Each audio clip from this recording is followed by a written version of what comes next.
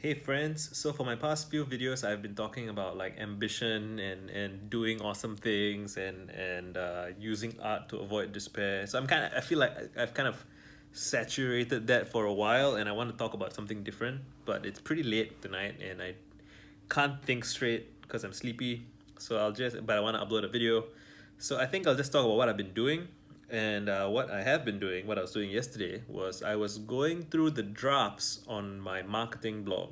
Now, I have a bunch of blogs. I have my domain, visaganv.com, and on it there is my blog, which is my oldest blog, which is kind of like a everything goes sort of thing. Then I have /1000 visaganv.com /1000, and that is my word vomit project where I'm trying to write 1,000,000 words. I'm currently at almost 800,000, or I'm at like 780 something, and that's been going. I haven't felt super excited about working on it recently, so I haven't been doing that. I've been spending more time working on my ebooks, tweeting, making these videos, but it's something I intend to complete, and so it is where it is.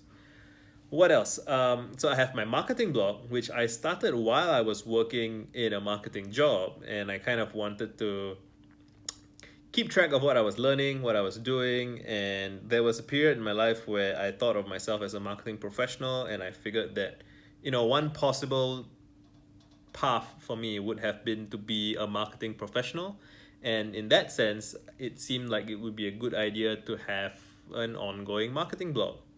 And I think that's still kind of true. When I left my job in 2018, I was doing freelance consulting, doing marketing work for startups and stuff and individuals. And that was fun. But, then I made my ebook and I sold it. And it feels like if I play my cards right, I may not even need to get another job ever again, which would be very cool. But even so, there are many things that I would like to do. Many of these things are kind of hard to condense into simple job scopes or simple roles because they don't exist yet. And, trying to define them too rigidly might be counterproductive because I want to be flexible and open and seek out opportunities that are not clearly defined. And this has been a recurring theme in my life, and it's just hard to explain. It just, I kind of just try to talk about everything that I care about and demonstrate an understanding of all the things that I understand and be curious and open in public. And that was how I got my first job, which was, I didn't know that there even was such a thing as a blog editor for a tech startup, as a person kind of managing a blog and writing. And similarly, I expect that whatever I will be doing 5 years from now, 10 years from now, it's something I'm probably not even thinking of. And so I want to be open to that opportunity. That's kind of my life strategy. But anyway, so I had a lot of writing planned, and it turns out I had like 137 drafts on my marketing blog, which when I was processing it yesterday, I got quite emotional because I realized that there was so much content in there. It was effectively, like, I would say, like a couple of books worth of, like, good books worth of material, but I can't just package it immediately into a book and sell it because then it would be disjointed, it would be fragmented, it would be kind of chaotic, and it wouldn't flow. And I didn't have the editorial chops I would have needed. And even now, I think I kind of have it, but I don't have the interest in marketing right now to do it.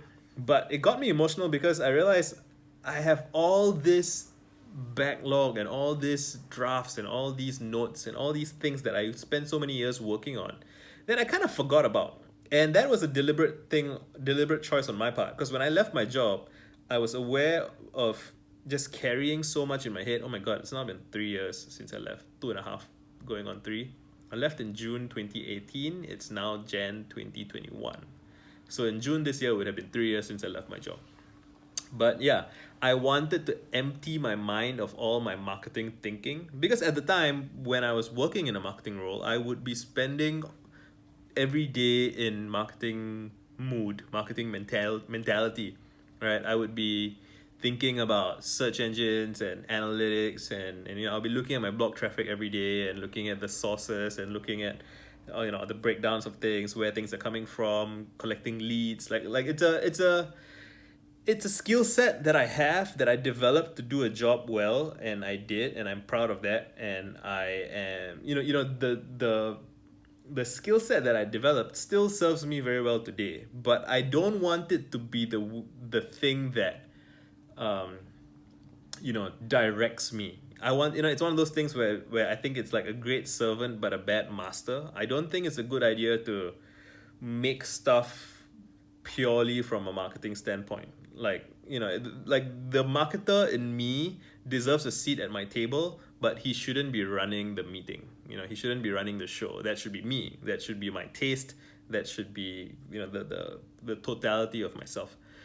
But even so, going through my drafts, I'm reminded. I was reading a book once about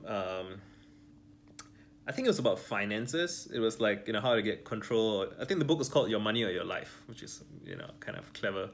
And it was describing how, one of the case studies I kind of remember it mentioning was somebody who had a garage in their house that was full of junk, and they had a lot of difficulty emotionally getting rid of the junk, because if they had gotten rid of all the junk, then they would have realized that they don't actually need all that space anymore, and then maybe they would consider moving to a smaller house, and then like one thing led to another, and it would be like they would be questioning their marriage. And it's like, just everything's connected. And I realized something similar is true for me and my old writing, which is that, like every object in our lives, in our homes and whatever, has this kind of latent potential to it, this possibility attached to it. And it can be difficult and painful to decide that something is no longer relevant to you or no longer important to you, and that it is no longer a part of your life. Making those decisions seems to be necessary in order to free up space for you to focus on what you want your life to become. But there is a kind of grieving process to letting stuff go.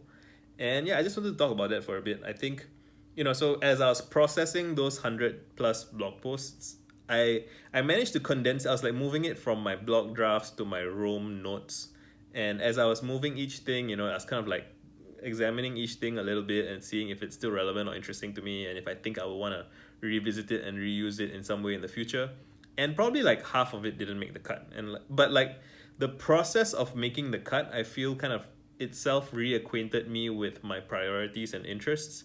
And so, if you have old notes, I personally recommend revisiting them, going through them, saving the ones that really resonate because they're really important, and then like kind of eliminating and compressing the stuff that's no longer as relevant and that's like noisy and whatever. To some degree, this stuff might be, a function of bandwidth. Like if you just have a ton of storage and a ton of space, and like maybe you can just keep everything. But I don't like that. I feel like there's something about touching everything again. And like Marie Kondo in the KonMari method and the magical art of tidying up or whatever, she talks about the importance of touching every object to feel what it makes you feel, right? And if you're not used to doing this, it can feel weird. It can feel like you don't feel anything at all because you don't have emotional associations with the objects in your life. And I think that's something that can be worked on. I think like with practice, you can get better at it. But I realized that going from like nothing to something can be kind of a hit and miss thing. Like either it works or it doesn't. So if it doesn't work, I don't know. You just keep trying or try something else, whatever. But yeah, I found myself feeling pride in my younger self for putting in so much effort when, like 5-6 years ago, I didn't know what the future would hold. I didn't know what I would be doing in my life now. I didn't know what it would all be for. I was less. I didn't have as many skills as I do now, and just generally, I think I'm very grateful to my past self for writing so much, and I just wanted to share that with you. And I recommend that, if you feel like you're somebody who should be writing, I recommend writing. And if you have a body of work, I recommend revisiting it. And you never know what interesting and compelling feelings may arise from revisiting your stuff.